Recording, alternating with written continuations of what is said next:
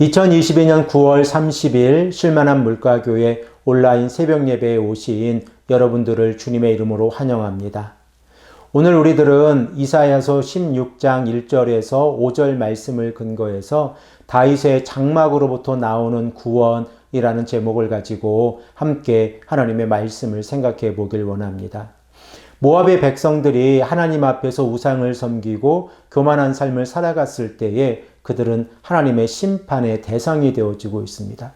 하나님께서 모압 땅을 치셨을 때에 모압의 백성들은 북쪽에서 시작하여 남쪽으로 피난의 길을 걸어가게 되어졌고, 결과적으로 그들은 자신들이 머물고 있었던 고국을 버리고 유다 땅으로 피난을 해야 되는 상황까지 발생을 하였습니다. 민수기 32장 1절에서 4절의 말씀을 보면 모압 땅은 목축하기에 좋은 땅으로 표현이 되어지고 있습니다.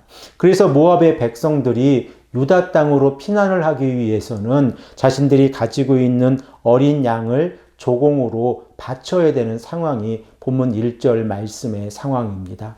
우리 다 함께 1절의 말씀을 읽겠습니다.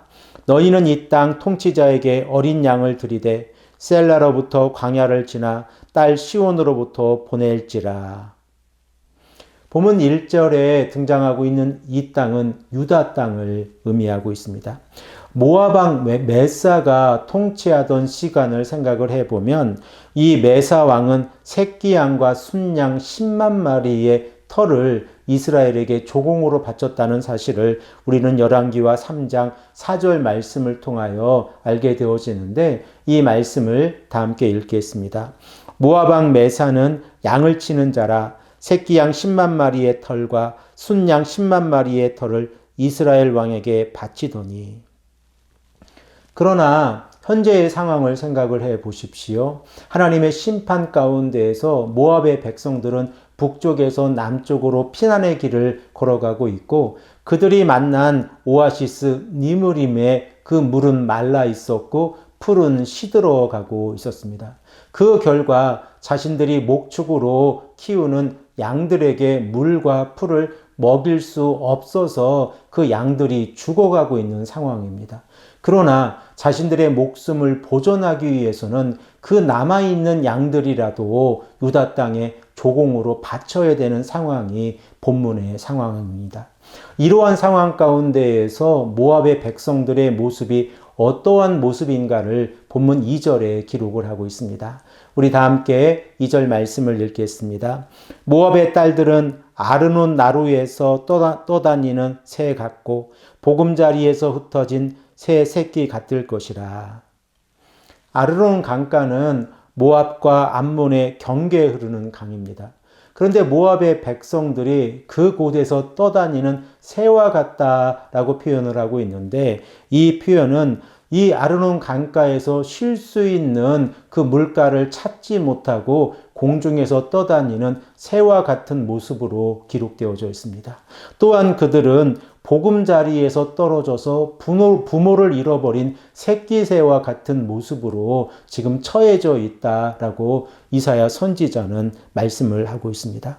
이러한 모습이 우상 숭배와 교만의 죄를 지은 모압의 백성들의 결과적으로 나타나는 모습입니다.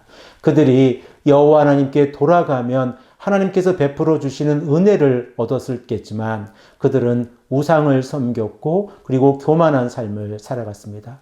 결과적으로 모든 것을 잃어버리고 떠돌아다니는 피난민의 삶을 살아가고 있는 것입니다.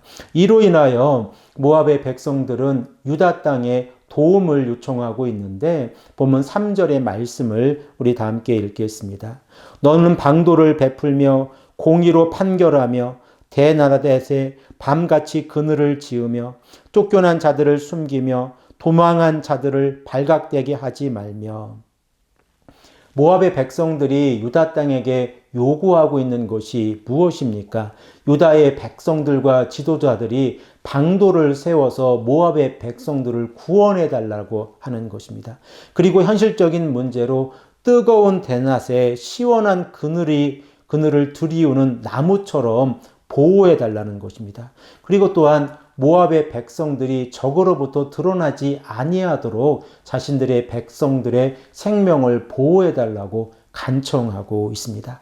4절에서도 다시 한번 이 피난민의 삶 가운데에서 모압의 백성들을 보호해달라고 간청하고 있는데 우리 다 함께 이 말씀을 읽겠습니다. 나의 쫓겨난 자들이 너와 함께 있게 하되 너 모압은 멸절하는 자 앞에서 그들에게 피할 곳이 되라. 대저 토색하는 자가 망하였고 멸절하는 자가 그쳤고 압제하는 자가 이 땅에서 멸절하였으며. 본문 4절 상반절의 말씀에 우리 개역 개정 성경의 번역에 약간 해석을 하는데 어려움이 있는데 이 부분을 다시 한번 번역을 해보면 이렇게 번역을 할 수 있습니다. 모압에 쫓겨난 자들이 유다와 함께 있게 해주고 모압에 쫓겨난 자들을 죽이려고 하는 자들에게 피할 곳이 되어달라. 결과적으로 모압의 백성들이 유다 땅에 요구하는 것이 무엇입니까? 자신의 백성들을 보호해달라고 하는 것입니다.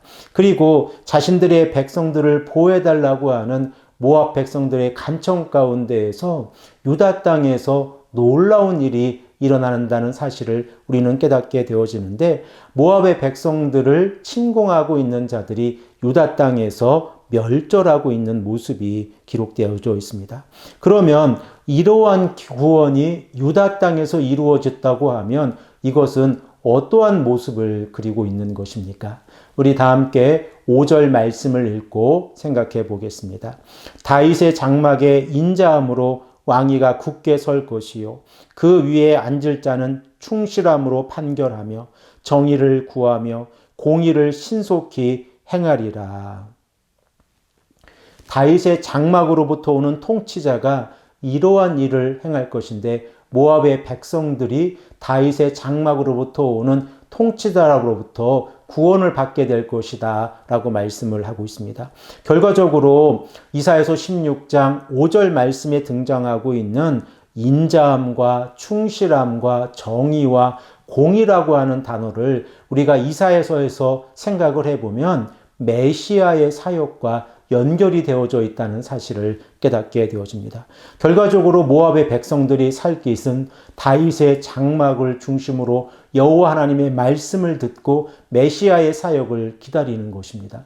이러한 모습으로 보았을 때에 모압의 백성들이 소망하는 것과 유다의 백성들이 소망하는 것은 결과적으로 여호와 하나님의 말씀을 통하여 구원을 받는 것입니다. 우리들은 다윗의 장막으로부터 나오는 메시아의 사역을 통하여 하나님의 인자하심이 실현되어진다는 사실을 알고 있습니다.